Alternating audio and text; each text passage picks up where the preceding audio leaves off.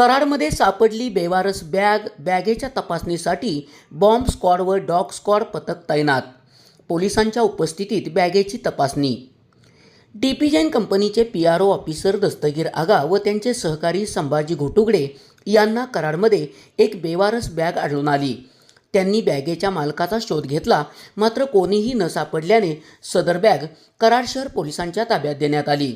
शहर पोलिसांनी तात्काळ बॉम्ब स्क्वॉड पथक तैनात केले, तसेच डॉग स्क्वॉड पथकही यावेळी उपस्थित झाले.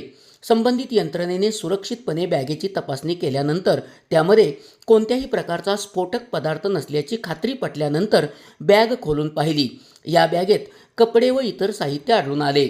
सदर बॅगेच्या तपासणी दरम्यान कराड शहर पोलीस ठाण्याचे वरिष्ठ पोलीस निरीक्षक राजू तहसीलदार, ASI कडव, वलेकर, पोलीस हवालदार संतोष शिंदे, अक्रम मेटकरी, संतोष महामुनी, रुपेश साळुंके, रोहित गायकवाड, सज्जन जगताप तसेच श्वान, रुद्र व आजाद उपस्थित होते.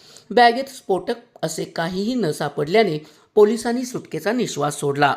SP ओरिजिनेटिव्हसाठी सुनील परीट, कराड.